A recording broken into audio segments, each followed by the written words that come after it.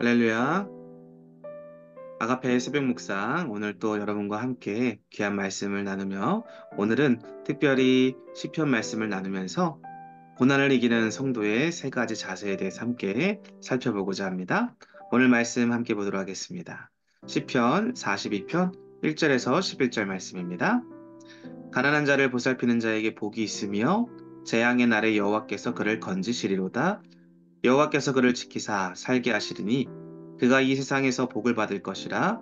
주여 그를 그 원수의 뜻에 맡기지 마소서.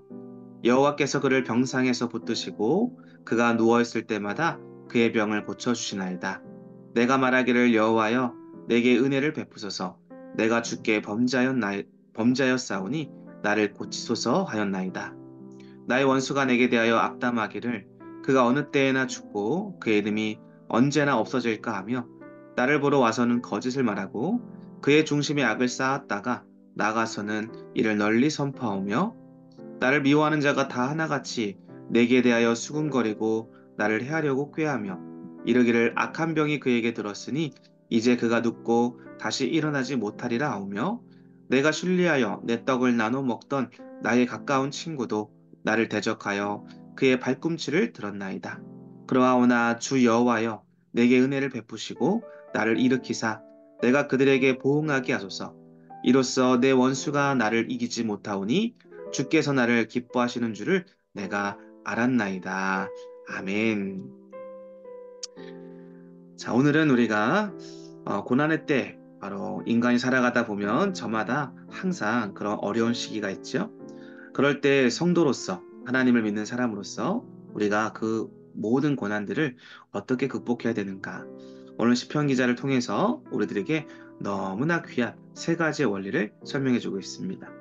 먼저 우리가 시편 42편을 볼 때 간단하게 배경을 살펴보면 원래 시편은 42편은 고라의 자손들이 이제 쓴 그런 교훈의 시입니다. 고라의 자손의 마스길이라고 해서 우리가 시편 성경책 맨 위에 보면 그런 문구가 적혀 있는데 바로 이 시는 우리 성도들에게 후대에게 바로 교훈을 주기 위해서 쓰여진 시다라고 말하고 있습니다. 그러면 고라 자손의 마스의 길이라는 이런 소재가 붙어 있는데 그러면 고라 자손은 어떠한 자손인가라고 우리가 살펴보면 자, 이 고라라는 이 사람은 모세와 아론을 대적했다가 땅에 갈라져서 죽임을 당했던 그러한 사람입니다. 자, 그래서 하나님을 대적함으로 비참한 최후를 맞이했던 사람이 고라라는 사람이었는데 그러니까 놀라운 것은 이 고라의 후손들이 다윗 시대에는 용사가 되고 문지기가 되고 성전 음악가로 귀한 사명을 감당하게 됩니다. 그들이 그의 조상이었던 고라의 이런 캄캄한 밤과 같은 고난을 극복하고 자신들의 삶을 역전시킬 수 있었던 비결은 무엇일까요?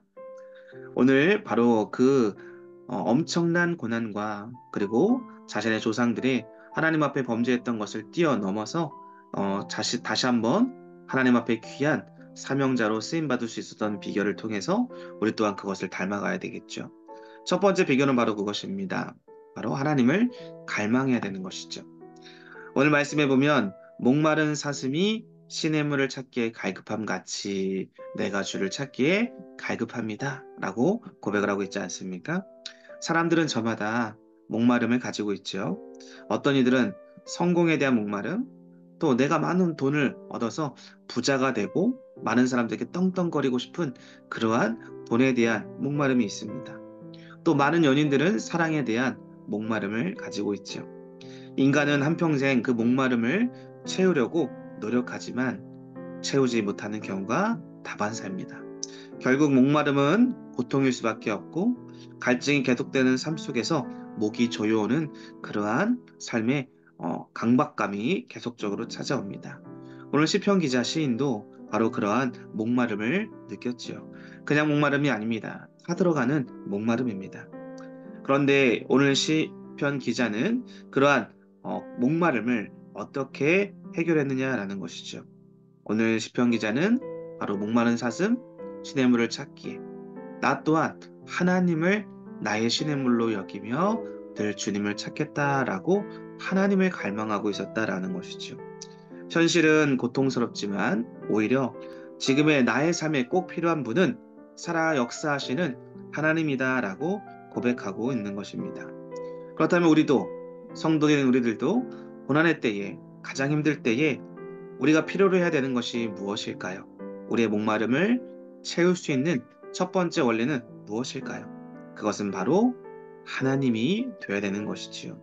하나님을 향한 갈망, 하나님이 내 인생에 가장 필요합니다라고 진실되게 고백할 수 있는 그 간절함, 그것이 고난을 이기는 첫 번째 비결이 되는 것입니다. 그러므로 하나님은 어떤 분이시고 또 하나님 나의 인생에서 얼마나 중요한 분인가에 대해서 여러분들이 깊이 묵상하시고 또 그 하나님을 사모함으로 바라볼 수 있다면 또 그 하나님 너무나 갈망하며 그분을 만나고자 한다면 여러분의 고난의 때를 주님께서 여러분의 목마름을 채워주시고 그 목마름은 한 번으로 채워지는 것이 아니라 영원히 갈증이 나지 않는 하나님의 것으로 채워진다라는 사실 여러분들이 그러므로 첫 번째 목마름을 하나님을 갈망함으로 채우라 라고 말씀을 드리고요. 두 번째입니다.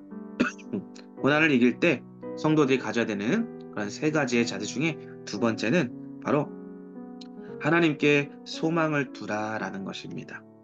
하나님을 갈망하는 시인은 이젠 하나님은 없다. 너의 하나님은 너를 구원할 수가 없다. 하나님은 너를 버렸다. 라는 그런 사람들의 조롱을 계속적으로 받게 됩니다. 하나님이 없다고 너와 함께 하지 않는다고 조롱했을 때 그것처럼 우리가 견디기 힘든 것이 없죠. 이런 답답한 현실이 더욱 가슴 아픈 것은 생생하게 떠오르는 과거의 기억 때문입니다.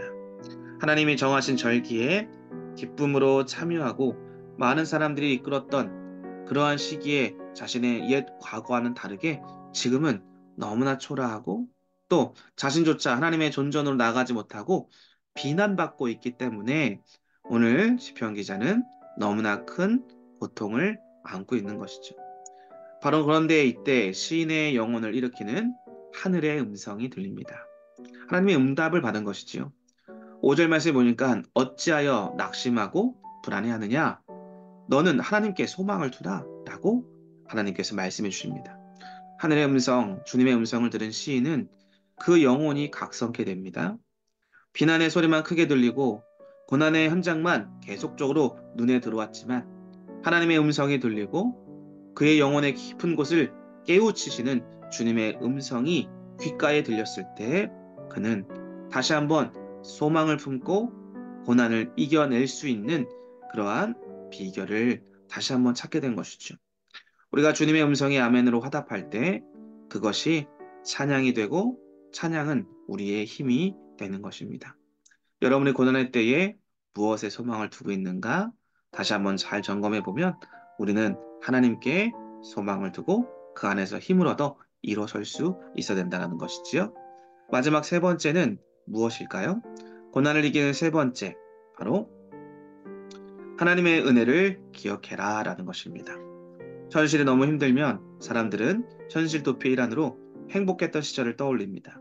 시인도 과거의 기억을 떠올립니다. 시인은 고통에 신음하기보다 하나님을 떠올립니다. 그는 하나님이 이스라엘에게 베푸신 은혜를 기억했습니다. 시인의 상황이 녹록한 것이 아니었죠.